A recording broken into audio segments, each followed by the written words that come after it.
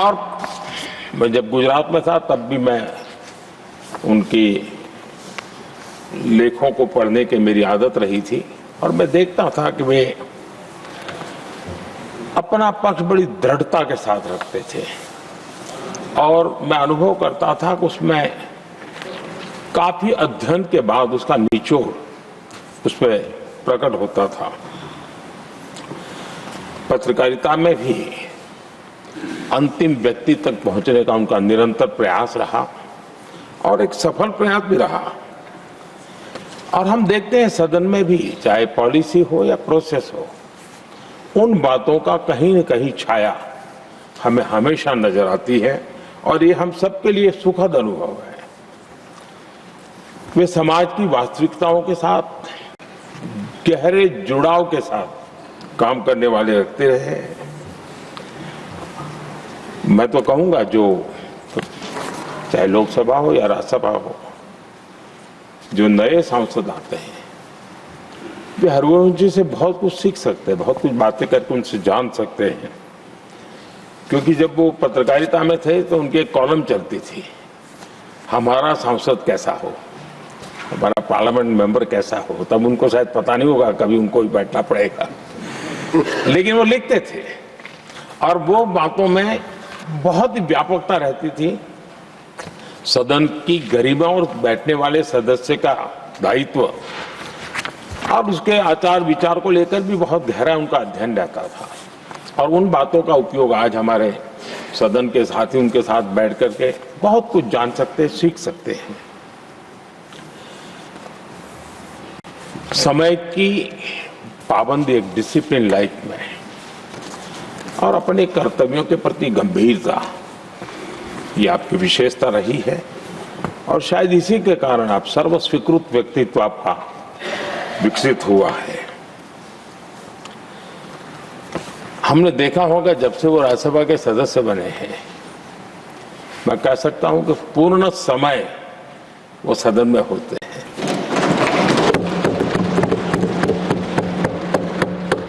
सभापति जी की अनुपस्थिति में सदन को संभालने का काम तो करते ही हैं, लेकिन बाकी समय भी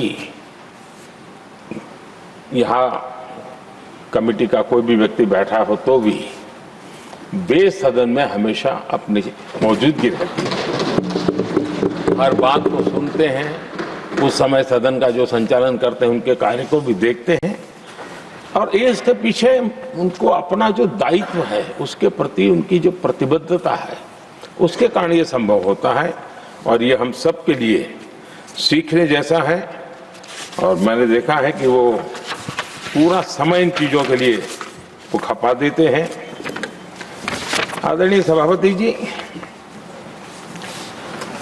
उपसभापति के तौर पर सदन को कैसे चलाया, सदन में सदस्य के तौर पर क्या योगदान दिया, इस बारे में हम स्वाभाविक रूप से एक सकारात्मक चर्चा करते रहते हैं, लेकिन सदन के बाहर जनता के बीच वो कैसे अपने लोकतांत्रिक और सामाजिक दायित्वों को निभाते हैं, ये भी हम सार्वजनिक जीवन में जो लोग हैं उनके लिए सचमुच में ध्यान आकर्षित करने वाले विषय हैं और हमने उसको देखना चाहिए। मैं अपने अनुभव से कह सकता हूं उनके काम सराहनीय तो है ही, अनुकरणीय भी है।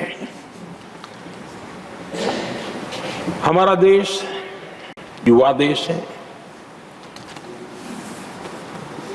और मैंने देखा है कि हरिवंश जी ने अपने समय का उपयोग सबसे ज्यादा युवाओं के बीच में बिताना पसंद किया है। युवाओं को में लगातार गंभीर विषयों पर जागरूकता बने, एक प्रकार से लोक शिक्षा का काम निरंतर चलता रहे, ये अपने आप में वो लगातार करते रहते हैं। वो देश भर में उनका भ्रमण रहता है, वे मीडिया के नजरों में बहुत ज्यादा रहने का उनका शौक नहीं है, लेकिन भ्रमण और कार्यक्रमों की श्रृंखला उनकी लगातार चलती रहती है। 2018 में जब उन्होंने राज्यसभा के उपसभापति की भूमिका निभानी शुरू की, उसके बाद जो मेरी जानकारी है, कॉलेजेस और यूनिवर्सिटीज में 350 कार्यक्रम किए हैं।